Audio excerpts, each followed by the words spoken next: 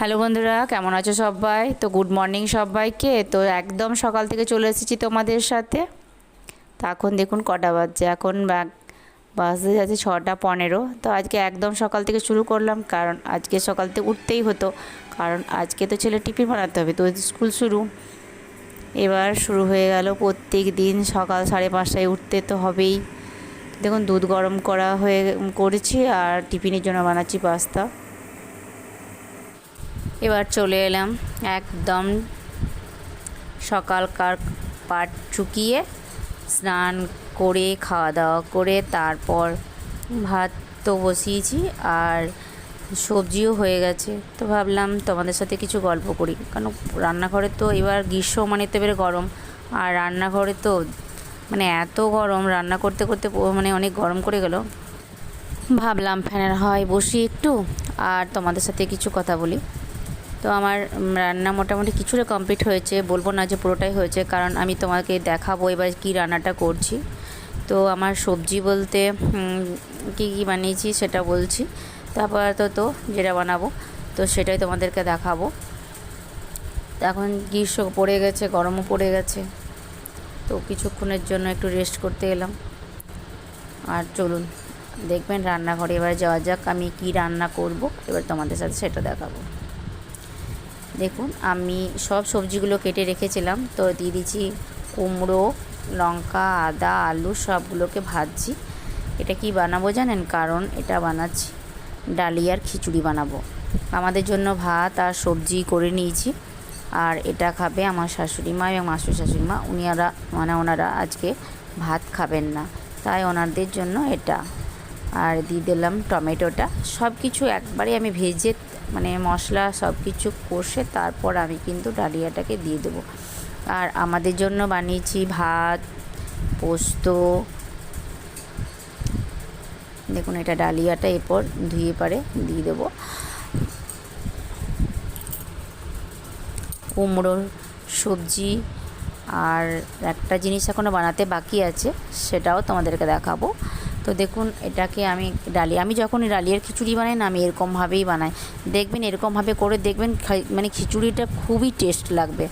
মনে হবে না যে এটা বেশ দানা দানা, মানে এরকম খিচুড়ির থেকেও কিন্তু ভালো লাগবে খেতে।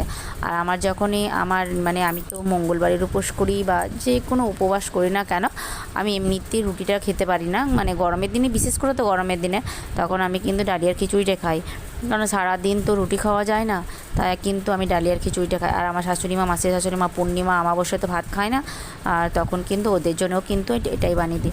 আর আমি দেখুন এর দিয়ে মুগের ডালটাও একবারে ভেজে দিচ্ছি, সমস্ত কিছু একবারে ভেজে তারপরে কিন্তু ফুটিয়ে দিয়ে দেবো, তাতে আর কিছু মানে ঝামেলা থাকে না, কি মশলাটা আবার কষে দেওয়া।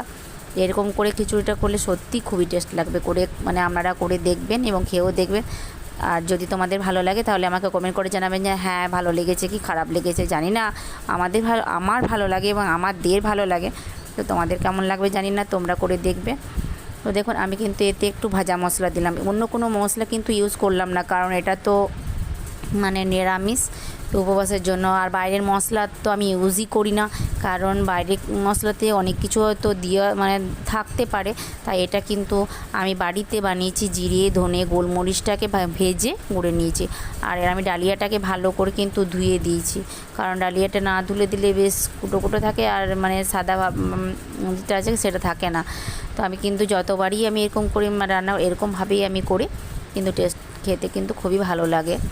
দেখুন আমি কিন্তু সবগুলোকে একবারে মানে ভেজে নিলাম, মশলা আদা দিয়েছি। এরপর এটাতে আমি জল ঢেলে আর একটা মানে হোলার মধ্যে বসিয়ে দেবো। আর আজকেও আমাদের নিরামিষ, আর রান্নাগুলো সব কিছু নিরামিষ করেছি বলে যেদিনে আমার নিরামিষ হয় না, আমি কিন্তু নিরামিষই করি, কারণ দুরকম করা যায় না। তো দেখুন এই হোলাটার মধ্যে আমি জল ফুটতে দিয়ে দিয়েছি, আর এটার মধ্যে সব কিছু দিয়ে দেবো। আর বেশিক্ষণ সময়ও কিন্তু লাগে না, সময়ও কম লাগে। এবারে এটাকে জল ঢেলে দিয়ে দিলাম, আর আমার যেটা বাকি আছে সেই কাজটা আমি করে নেব। কাজটা বলতে আর নিরামিষের দিনে আমার একটু মানে বড়া না হলে ভালো লাগে না। তো দেখুন আমার কিন্তু ভাতটা ফুটছে, আর সবজিগুলো দেখুন কুমড়োর সবজি, ডাল আর পোস্তটা এখনও বাকি আছে। আর দেখুন খিচুড়িটা কিন্তু আমার হয়ে গেল। দেখুন খিচুড়ি কিন্তু হয়ে গেল, আর বড়াটাও আমার ভাজা হয়ে গেছে। সেগুলো তোমাদেরকে শেয়ার করলাম না, সব কিছু তো আর শেয়ার করা যায় না। দেখুন আমার খিচুড়ি দেখতে কত সুন্দর লাগছে না। আর দেখুন আমার কিন্তু বড়া হয়ে গেল, আর এটা বড়াটাকে কিন্তু আমি অন্যরকমভাবে খাওয়া দাওয়া করে রেস্ট করে এখন বাজছে 5টা কি 5:30। তো কারণ এখন আমি রেডি হয়ে গেছি, কোথায় যাব জানেন? চলুন, আমি তোমাদেরকে বলেছিলাম আমার মেশিনটা খারাপ হয়ে গেছে, তো মেশিনটা যাব সারাতে বাজার। আরও কিছু কেনাকাটা আছে, তো কী কেনাকাটা করবো, আজ অনেক কিছু কেনাকাটা করার আছে। তো পুরো বাজারটা আজ ঘুরবো, কী কিনবো। তো আমার ভিডিও আমার সাথে থাকুন, তাহলে বুঝতে পারবেন আমি কী কী কিনছি। দেখুন চলে এলাম বাজার, মেশিনও সারা হয়ে গেছে। আর দেখুন এমন জায়গায় এসেছি না, দেখতে কিন্তু মানে এত সুন্দর লাগছে। এগুলো মানে সব ঘর সাজাবার ঝাড়বাতি, তো এগুলোকে মনে হচ্ছে যেন আমি একটা করে সব নিজে কোনটা নিয়ে কোনটা নেবো কোনটা নেবো না। তো যেহেতু এখন এটাকে আমার লাগাবার জায়গা নেই, কারণ আমাদের যখন বাড়িটা ভালোভাবে হবে, মানে এখন প্ল্যান চলছে 2তলা করার, তখন কিন্তু ভাবছি একটা নিয়ে যাব। তখন থাক সেই ভাবনাটা, নাহলে ভাবনাই থেকে যাক। তো এখন সেসব ভাবনা করে লাভ নেই, কারণ এখন যেটা কিনতে এসেছি আমি তোমাদেরকে সেটাই দেখাই। এখন আমরা এমার্জেন্সি লাইট কিনবো, কারণ ছেলের এই বর্ষার দিনে কারেন্ট তো যাবেই, তার জন্য এমার্জেন্সি লাইটেরও দরকার, সেই জন্য লাইট কিনি। দেখুন আমার হাজব্যান্ড কিন্তু মানে লাইটটা কেনা হয়ে গেল, টাকাও দেওয়া হয়ে গেল। তো আরও কিছু কেনার আছে, তো চলুন বাজারটা যাই। যেখানে কিনবো সেখানে তোমাদের সাথে দেখো চলে এসেছি বাবা স্টোর। এখানেও কিছু কেনার আছে, এখানে সব কিছু স্টিলের জিনিস। আর আমি যা কিছু স্টিলের জিনিস নিই কিন্তু এই দোকান থেকেই আমি কিনি, আমার এই দোকানটাই মানে খুবই ভালো লাগে নিতে। তো আমি একটা নিলাম, কি নিলাম আমি এখন কিন্তু বলবো না। দেখুন আমি কড়াই দেখছি, আর কড়াইটা কিন্তু খুবই বড় হয়ে গেল। নিলাম প্রেসার কুকার, ফিল্টার আর 2টো মিক্সির বাটি। চলে এলাম বাজার করে, দেখুন জিনিসগুলো নামিয়ে রাখলাম, অনেক রাত হয়ে গেছে। তো আজ তোমাদেরকে সব কিছু খুলে দেখালাম না, পরের ভিডিওতে তোমাদেরকে দেখাবো আমি কি কি নিয়ে এসেছি, মানে সব কিছু দেখাবো। তোমরাও তো দেখলে, কিন্তু ভালোভাবে আরও তোমাদেরকে দেখিয়ে দেবো পরের ভিডিওতে।